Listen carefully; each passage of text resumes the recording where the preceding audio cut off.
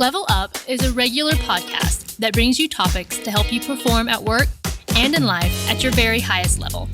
Your host is Dan Chiodo, an executive coach, corporate trainer, and author. He is president of Impact Training and Executive Coaching. And now, here's Dan. Thank you, Jesse, so much. It's another day on Level Up and another chance to learn. As we always say, this is the place to go when you want to grow. So now for today's episode, how many times have you had to have a difficult conversation? And also ask yourself this, how many times did you have that conversation? And if you didn't have the conversation, did things really get better? So what a great topic to talk about today, and what a great person to have to help us, because she's kind of an authority on this subject.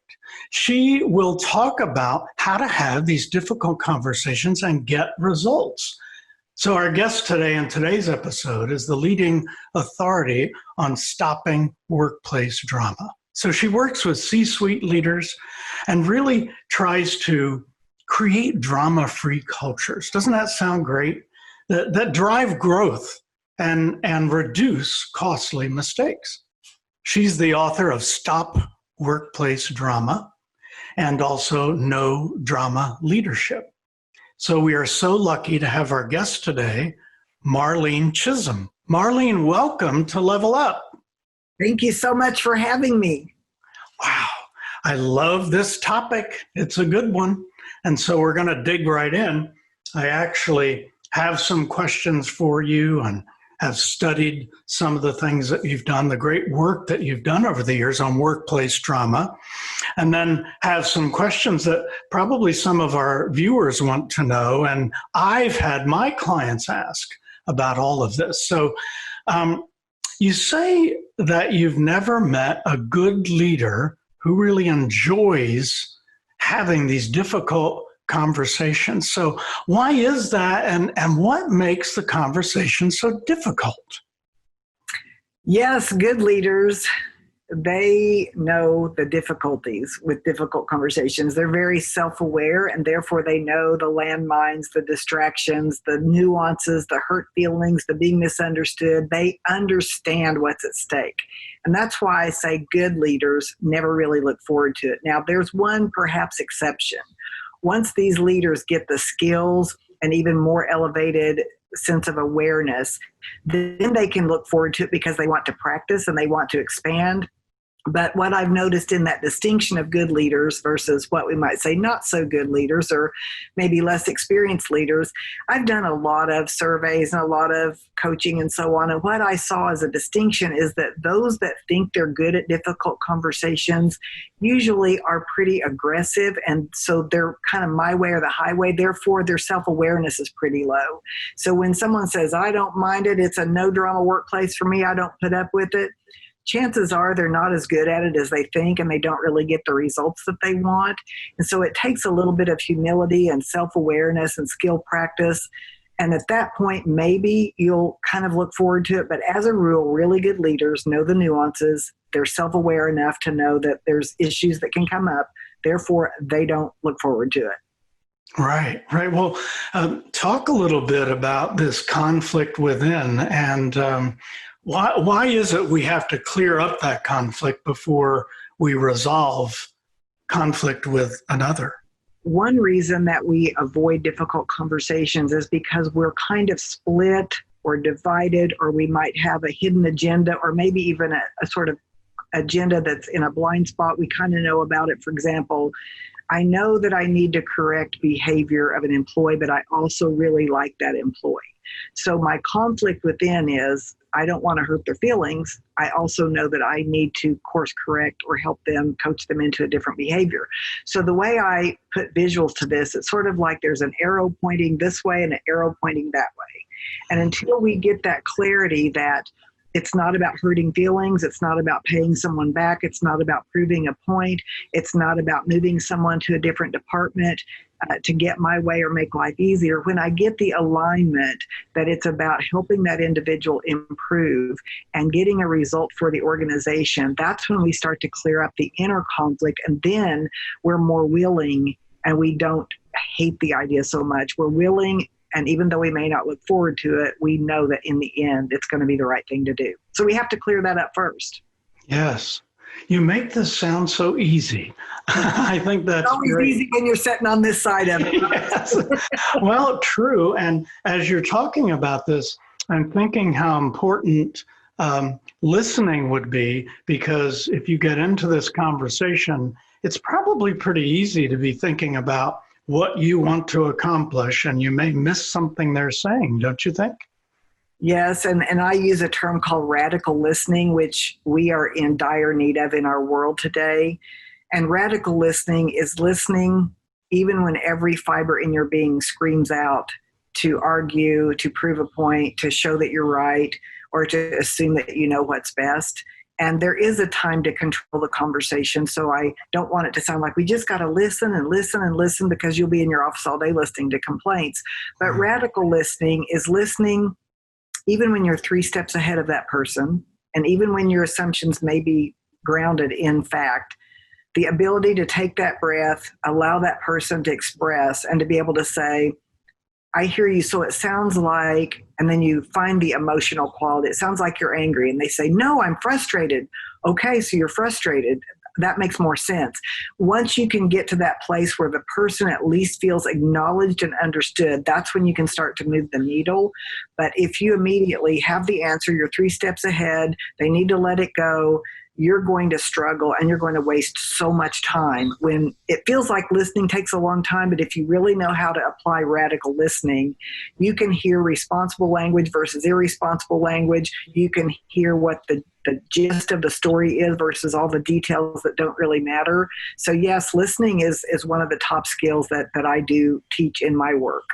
Yeah, I love that term, radical listening. I've heard about active listening, but radical listening really makes you want to tune in. And as you describe this conversation that we're going to have, this difficult conversation, it sounds like when you have these conversations that you really need to be in a good place, not just physically, but mentally too. Would you say that's true? Absolutely. A lot of people will use timing as an excuse for putting off a conversation. But we have to be realistic. If you've had a couple of disappointments, you have been stewing about the problem, maybe you need to process it with a friend.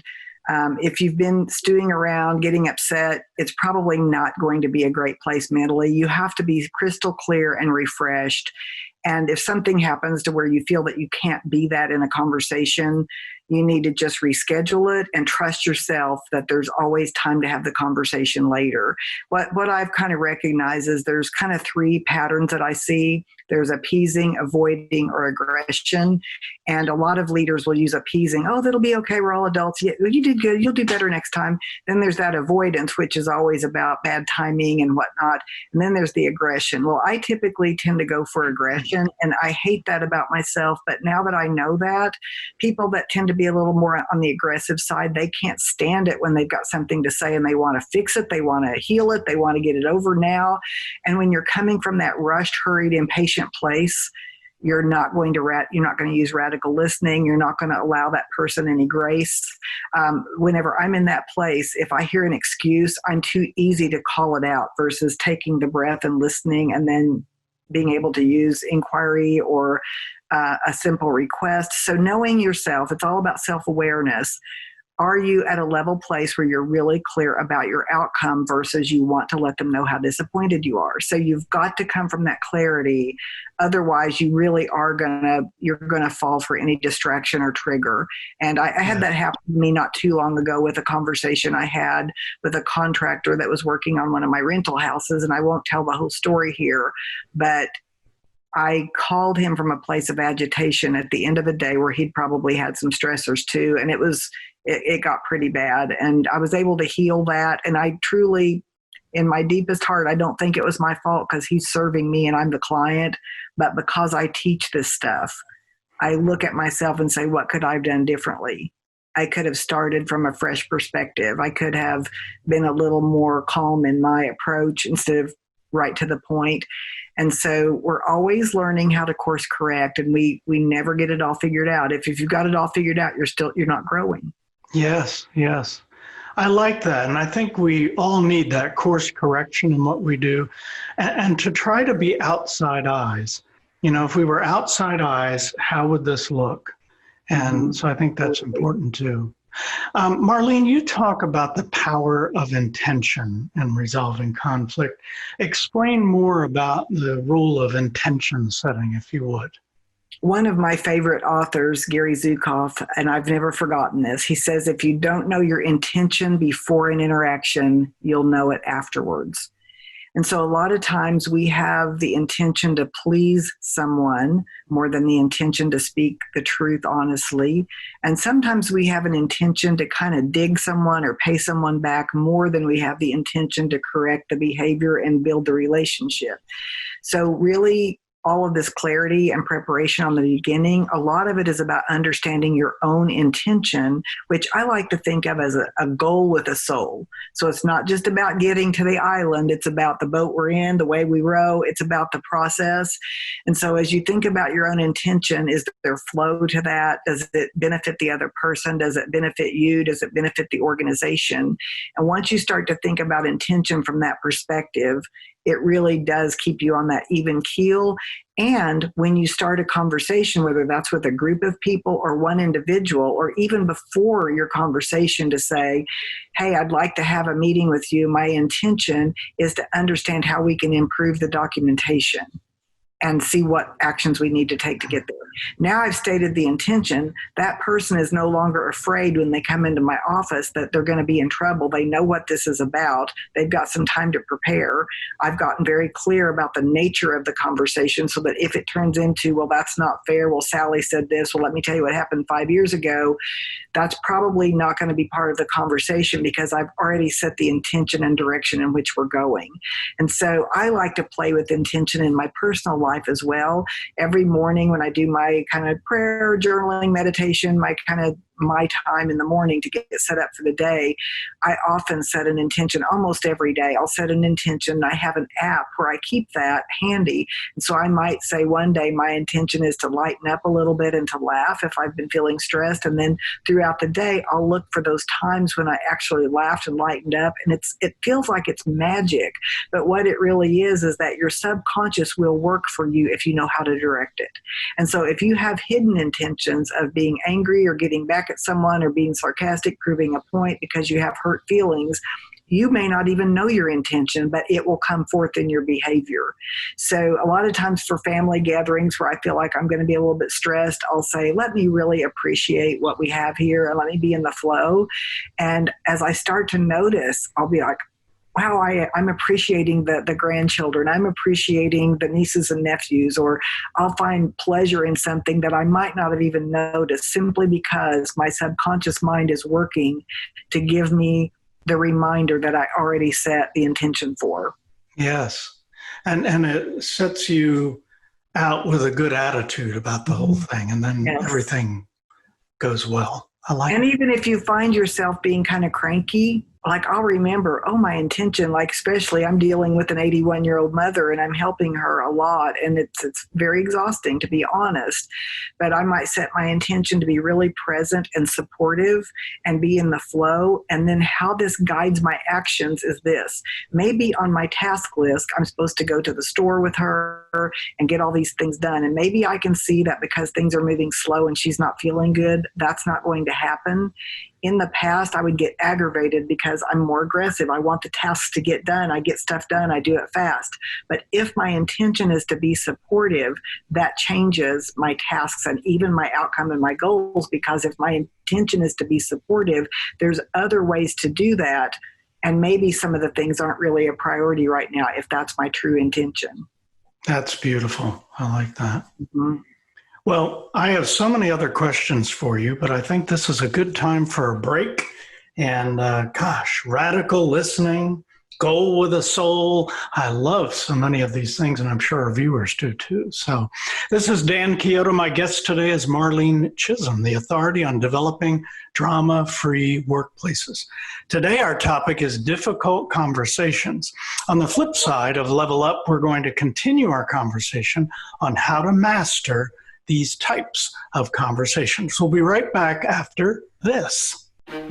At Express Employment Professionals in Gulfport, Mississippi, in Springfield, Illinois, in Bend, Oregon, in Champaign, Illinois, in Corpus Christi, Texas, in Jersey City, in Fishers, Indiana, here in Knoxville, Tennessee. We're on a mission. We're on a mission. We're on a mission. We're on a mission. A mission. A mission. A mission. A mission. Mission. We're on a mission to put 1 million people to work.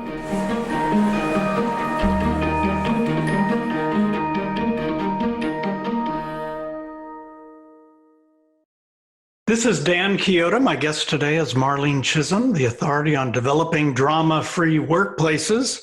I knew you'd be back to see more of this because this is about difficult conversations. And so we are going to continue with asking you a few questions, Marlene. Here is one that I really like. What if you've inherited a problem or the problem with the other person has simply gone on too long? What do you do then? There's a lot to that. And so I would say it first depends on if you're coming in from the outside into a new culture versus you're already in the culture and you got a raise or you went to a different department. So either way, I would suggest that you first do a little bit of observation to let people know that you'll probably be making some changes, but you're going to observe, you're going to interview, you're going to talk with people, and there will be some changes made. In that same respect, you want to go get the support from the upper level leadership, whoever that might be, the C-suite or the directors, whoever's above you, to make sure that any changes that you want to make are truly going to be supported, because that's where a lot of times you want to make the change and you don't know why you're not able to. It's because it's cultural and it's not supported. Mm-hmm. But what makes me laugh is when people say, oh, I inherited the problem. And I love, like when I'm speaking at a conference, for example, I was speaking at a conference a couple of years ago and selling my 7 Ways to Stop Drama in your private practice or in your healthcare organization. And I had some administrators approach me and say, man, this was so great. And I inherited someone, so I know exactly what you're saying. It's just that I can't do anything because I inherited the pot stirrer and the queen bee and all this kind of stuff. And I said, oh, that is hard. I said, how long have you been in the position? And she said, 12 years. Oh my gosh. So I'm like, okay. So like, what do you mean by inherit? I've been with the organization for, as a length of time. In that case, you've already been in the position, you inherited it, but you've allowed it. And so the behavior allowed at that point has become the standard. Either you weren't able to get upper level management to support you making those changes, or you were afraid of difficult conversations, rocking the boat, losing people, whatever that is. And in that case, the strategy is different. And the strategy then is to own the part that you played. And that is a specific conversation where you basically say, I've had some observations lately. I actually know that I'm part of this. The reason I didn't address it, I was afraid to lose people. We were going through a remodel. This was happening. That was happening. COVID was going on. You own the part that you played. And then you say, but we're going to be making some changes. And I'm going to be talking about that later. And it is going to be a clean slate. However, it's going to be difficult to make the changes. That way you set people up for success, where it's not about blaming, it's not about what they've done wrong. It's really about you as a team, you as a culture. It's been allowed. We're going to change it. I'm going to be seeking ideas from you, but this is what's going to happen if it doesn't change. Yes. And Marlene, I think this is so wonderful because as our viewers look at this, some of our professionals who want to get better, who want to level up, it reminds them that there's nothing wrong with starting to do things differently. Some of what you're telling them is going to be so effective, and why not? You may not be a new person, but in essence you will be, because you're now doing the right thing. You're trying to handle something that maybe hasn't been handled for a while. And it's okay to realize that you two are growing. And when you give that model of leadership of, hey, I'm growing too. And we sometimes, I hear leaders feeling and believing, they say this to me in coaching, well, I can't admit that I'm wrong. It'll make me look weak. there's ways to do that and to say, like, I've had some insights and, I'm partly to blame. And the way that I view this is that we're all in this together. We're a team. I'm learning, I'm growing, and I'm going to be shifting and changing, and I'm needing your support in this. It's going to be a sacrifice for some people, but there's reasons behind it. And so once you have those conversations, you're not coming off as a persecutor or like, I'm right, you kids are wrong, and you just need the workshop. You're coming off as we together, we're growing and evolving in our organization, and now things have to change so that we can get where we want to go. That's right. I love that. What about high conflict people? Probably, sometimes they're so difficult to manage, and you wonder why people do what they do. What advice do you have for someone trying to manage a high conflict personality? It's something that all of us are going to deal with, whether you're in a leadership position in an organization or even within your roles in your family unit. There's going to be some what we consider difficult people. And so I often ask the question, why do people do what they do? Why does the pot stir the pot? Why does the gossiper gossip? Why does the tattletale tattle? Why does the person that cries, why do they do that? Well, I get lots of answers, and they could be true. The answers could be, well, they're a narcissist. Well, they're spoiled. Well, they just like attention. And so my answer is this: people do what they do because it works for them. So the way that you look at it is, if you've got a 2-year-old and you're taking them grocery shopping and you say, now don't be crying for candy because you're not getting candy this time. And then they break down and they have a tantrum and they get down the aisle and they start screaming, and you're so embarrassed you don't want to be judged being a bad parent, so you buy them the candy bar. Well, those people end up being employees one day. And they're crying, they're screaming, they're kicking. It has always worked for them. And they've learned behaviors that are supported. And so we as leaders have to get really clear in the behaviors that we're going to support, because the behaviors allowed become the standard. Mm-hmm, mm-hmm. That's right. That's right.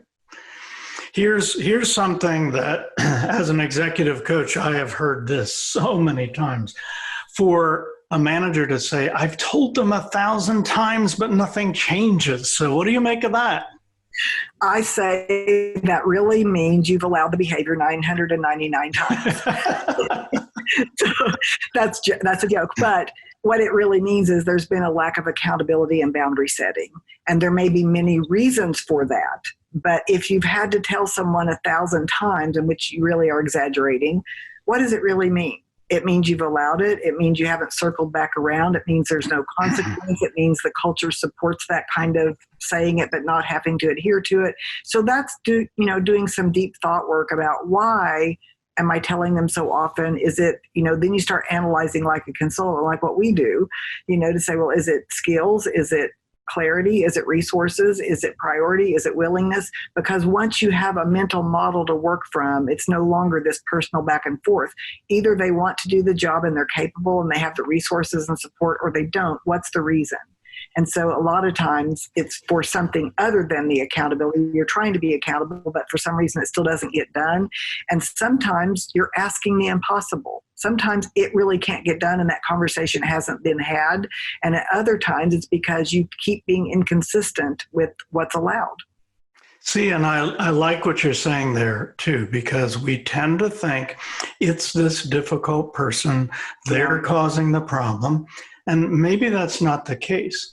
In fact, tell me what you think of this. Sometimes when I talk to executives, what I see is that they have allowed these things to go on. And sometimes I have seen meetings where they don't really tell them why they're calling them in, but they have something very important. And they're really saying, I'd like to let this person go, but I'm going to try one more time. And then they start the meeting by asking them how things are going and paint this picture of, this is just kind of a little update here, but it's going to change in a moment, as they talk about it. And I sometimes wonder if people don't go out of that meeting saying, well, there was this thing that they said was important, but then they told me I'm really doing good on this other stuff, so I think we're okay. Does that make sense to you? No, I see it all the time, and you're spot on. And that's why, for some of the things that I teach is a process to have those conversations so that you're really clear on the intention. And, I hear the same stories that you do, I'm pretty sure. And what's really fun for me is when I coach someone to go have a conversation that's really been difficult. Maybe they have a lot of anguish around it. They're afraid for some reason. There's a fear going on. And the next time we coach, I'll say, how did that go? I can tell whether they've had the conversation or not. Because when they go, oh, it was fine. We worked it out. It was all good. I know that they didn't. Right. Because I know that when you have the conversation, you either say, oh, I did a lousy job. I feel like I just put my foot in my mouth. I got so off track. Or you're going to go, I am so excited. I could improve. There's no doubt. But I did it. And I feel so good about my courage. So there's going to be an emotion one way or the other. If it's, yep, did it, all good, they got it. What they did was say, yeah, like, look what everybody's doing. Everybody's coming in late. Yeah, and it's really stressing me out. And they go, yeah, I bet. The truth is you needed to tell them about coming in late, and they're just hearing you gripe about everybody else. You feel like they got it. They didn't get it. They didn't get it. Right. So many times then we sometimes have a problem with one or two people, and we put it in a presentation for everybody. So they're wondering, why are they talking to us about this? Yeah, a global conversation about wearing deodorant. The stinky guy doesn't know you're talking about. Right. He doesn't get it. His clothes are wrinkled. They're laying in a basket. He's putting on the same clothes the third day in a row, especially if you're a place that wears uniforms. And you're saying, now, folks, we've had some complaints about hygiene. Well, either that guy wasn't there or he's nodding his head going, yeah, I wish people, I know I don't stink, but right. I hope you all are hearing this. So you've got to have the conversation with the person that has the problem. That's right. Well, one other thing I want to ask you now, this is a real rarity, but every once in a while you have a complainer. So what do we do? What coaching method is used for the complainer? Should we come across one? Yes, should we? And it is a rare occurrence, I know. But, one way is, first of all, to lay some foundation, to try to process the idea of complaining differently. I used to do a whole lot of work on negativity. And I think, in a way, looking back, I was kind of Pollyannish. Like, you should never complain. You should always be positive and always look.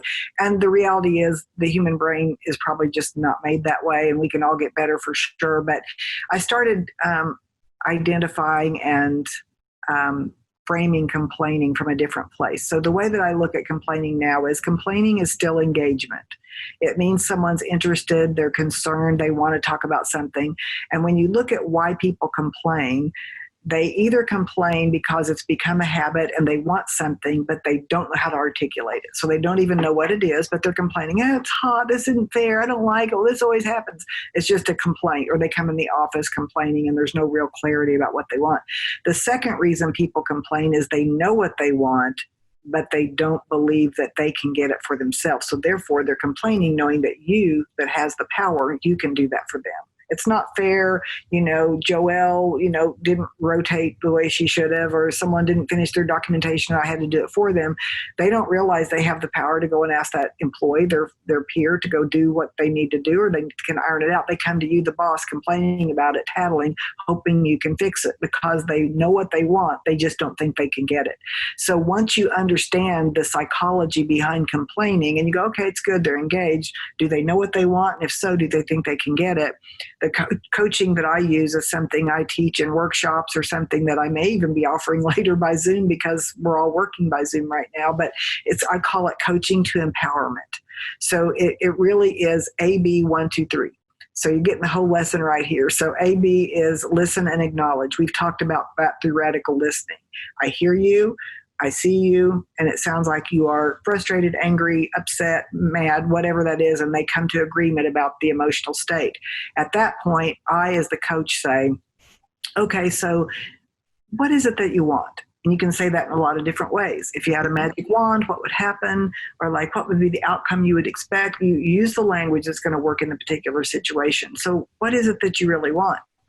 When you hear that, the visual I use is like you're in a boat and you're trying to go to an island. What island are we going to? That's really what you're asking. And here's what you're going to hear. You're never going to say, well, I want A, B, and C. You're never going to hear that. You're going to hear, let me tell you what happened last week. That wasn't fair because I had seniority. And let me tell you why it's never going to work out. Let me tell you what else they said. They're going to want you to know their history, the details, the past, and they're going to take you on this trip if you're not careful and if you're not clear. And you have to be able to say, I understand that you're not happy and that there's things that's not fair, but my real question is, and I want to really hang out here, what is it that you want? Because until someone articulates what they want, you cannot help them. You're only entertaining complaining. Is that making sense? Yes. Entertaining complaining. Yeah. And so the next piece of that is they're going to say something that's going to be a distraction. You have to look for that and not get frustrated. They're going to say something like, I just want to win the lottery. Or they're going to say, I just want Sally to be fired. That's what they're going to say. And you're not going to know where to go with that. If you entertain, well, Sally's not going to be fired. Okay, let's face it. She's got 3 years to retire. She's done a great job. She's a good producer. And I know you don't get along. If you entertain that, you've lost track. You're not the one now hosting the conversation. So what you really say is not, that's not going to happen or anything like that. You say, you do, huh? So suppose that could happen. What would that give you that you don't have now? Because what you're really trying to get to is what they really want. And they think that firing Sally or winning the lottery, they're into the how and the process instead of the end result. So you have to maintain, we're not going to figure out whether that would solve it or not, but what would that give you that you don't have now? Well, I could work in peace. I would only do my own work and not have to clean up for everybody else. And we wouldn't have to have 3 extra meetings because of this incompetence or whatever. So now you know they want less meetings, they want to get along, they want to get home by 5 o'clock. Now you know what they want. That you can work with that. You can't work with lottery or firing Sally. So once you know what they want, then the next question is, well, what choices do you think you have? Because they're wanting you to fix it, and maybe you do need to, and you may determine at that time it's time for you to fix it. But if not, you're like, what choices do you have? Because when you find your choice, you find your power. And if they say, well, I don't have any choices, well, that's a victim mindset, and you know that you can't help someone that has a victim mindset. So you'll say, well, there's choices, and I want you to think about that. Let's get back together next Thursday at 2 o'clock. I want to talk about choices that you might have. And I can think of 3 right now for you. So then they think of some choices and they say, well, I want to make more money. Okay, well, you'd have to elevate yourself to this position. Yes, but I'd have to work night shift. Okay, so the next question is, would you be willing to work night shift? Because you can have what you want if you're willing to do what's required. Right. Well, that would be exhausting. So are you willing to be a little bit exhausted at first? Well, I mean, it's going to be like rough. I mean, I'm going to have to get someone to take my kids to school. Probably so. Do you think you could be willing to find a way to get your kids to go to school? Because once you find what your choices are, it's never just a magic genie shows up and I get my way and there's nothing required of me. So you're now testing for willingness and resistance. And I often say that willingness is the fulcrum point of change. Nothing happens until someone is willing. So if you want for someone's growth more than they do, you've already enabled a victim mentality. You have to check for willingness. Very good. Yeah. Coaching to empowerment, that's what I call it. What do you want? What are your choices? And are you willing? So this makes me think about a person who would resist coaching. You talk a little about resistance. So, is there some magic phrase or something we can do for a person who's resistant? Yes, we're testing for it through that phrase, are you willing? And so that's the fulcrum point of change. That's sort of the magic phrase. Would you be willing? Are you willing? And it's real soft because willingness is real fluid if you think about it. So are you willing? What you're going to hear if there's resistance is, I would, but it's going to be time-consuming, difficult, embarrassing. There's going to be the barrier, right? There's going to be the shark between the boat and the island. I would, but this is like, for example, I would, but it's really going to be embarrassing. There's 2 ways to reduce and to move them closer to the needle. So you're going to say, it might be. We don't resist their resistance. No, it's not. You've done stuff like this. Come on, get out of your comfort. You're now in a different conversation. That's more resistance. That's resisting their resistance. Objection dies on agreement. So we want to agree with their reality. Yes, it might be embarrassing. So if I could make it less embarrassing, what would that look like? Or would you be willing? Well, that's reducing the barrier. The barrier we're agreeing is still there. Or I could say yes. And are you willing to be embarrassed in order to grow? So I'm not arguing with the reality. If someone says it's expensive, here's when we resist resistance. Well, it's expensive. But you know what? If you don't invest in yourself, and you know what? You spend X amount on Starbucks every single day, times 5 days, and sometimes an extra one on the way home. If you add that up, you could have done that in 3 months. That's resisting resistance instead of going, yeah. Because see, their value is Starbucks. So you don't argue with that. You just say, yeah, it would be. So are you willing anyway to give something up? Or what choices do you have? You go right back to choice. Well, what choice do you have where you could leverage some of the things that's a priority now that maybe you could put on the back burner for 3 months? And this would really help a person like that because you're asking good questions. And I love when you say, what would that look like? Yeah, what would that look like? If it wasn't so embarrassing, what would it look like? Or like even like sometimes there's a lot of other things you can use in this conversation. Like, well, what's the worst that could really happen? Mm-hmm. And then once you do that, like I did that with my mom, 81 years old, and like getting like how older people are sometimes just they get something on their mind that bothers them. And she was upset because she couldn't find electric mixer for the person I've hired to go over and help her who's going to bake a cake for the neighbor's birthday. And she was really upset because apparently I've moved it somewhere. I've done something wrong. And I'm like, well, I said, so I'll be there Wednesday. So, I can probably find it. I just want to find it now. Like that became the problem. And I said, well, what's the worst that could happen if we don't find it? Well, he won't get a cake. I said, will he really not? Will he really not get a cake?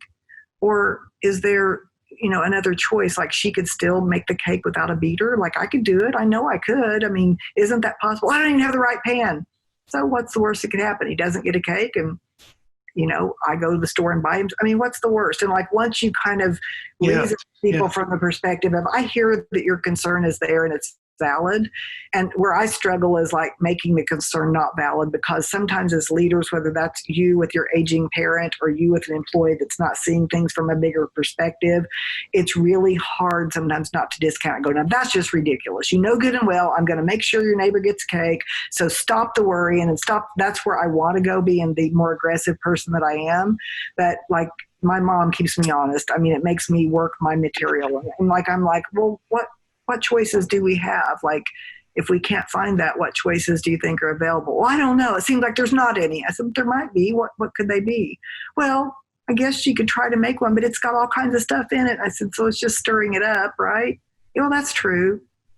So it's just like not discounting, even when you know it's completely ridiculous. It's taking that person's emotional situation and meeting them where they are. Versus judging them for where you want them to be. Yeah, very true. One final question. In your book, No Drama Leadership, you talk about the distinction between accountability and responsibility. Could you share your thoughts on that for viewers? Yes, people use that word, those words interchangeably.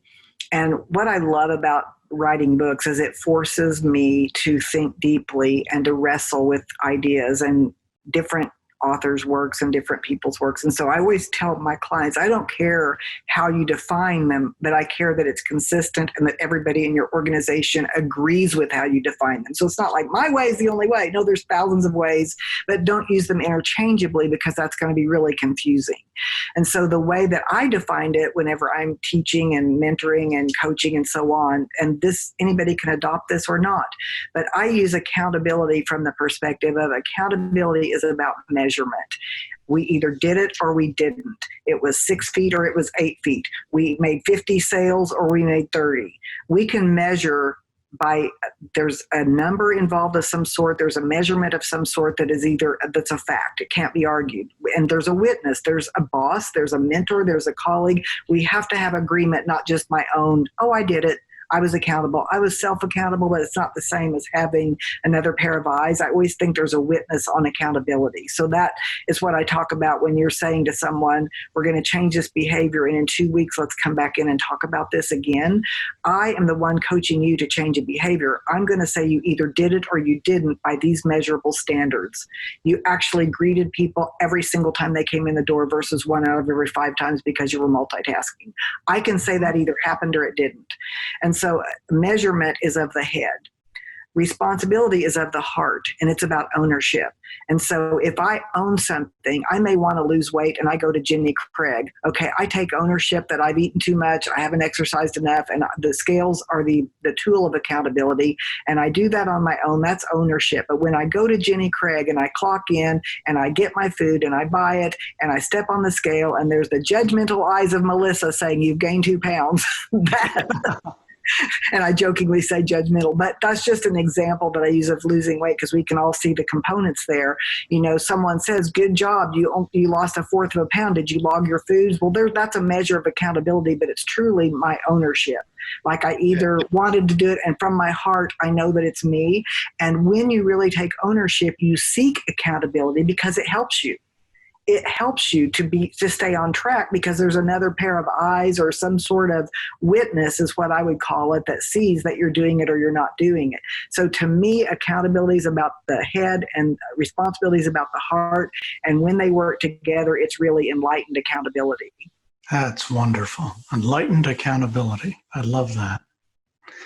Marlene, thank you so much for your wisdom and sharing so many thoughts with us, for talking about how to create some no drama organizations, and thanks for doing it at so many organizations so that we can truly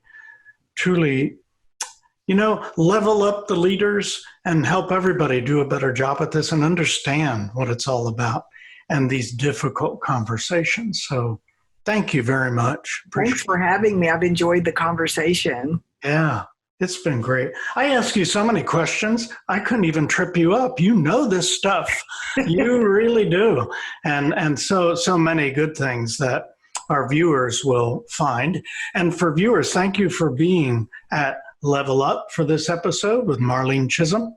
And talking about difficult conversation, if you check the show notes, you're going to find notes and find plenty of great terms that she's talked about and things that will help you in these conversations. So maybe you could look for one thing that you could pull out of that and practice, and then go back and look at the show notes, look at the video again, and pick one more thing. So one at a time so that you can get up to your highest level of performance. We'll reserve a seat for you at the next Level Up. And Dustin, time to take us out. Cheers. If you feel like this information was valuable to you, Dan would love it if you'd click the like button and subscribe to the channel. If you have any questions or thoughts about today's episode, please leave a comment. Also, if you're a first-time subscriber, be sure to ring that bell to be notified about future episodes. To learn more about what Impact's training and development can do for you and your business, visit impactbydan.com, where you can find more information about executive coaching, corporate training, keynote speaking, and much more. Thanks so much for watching.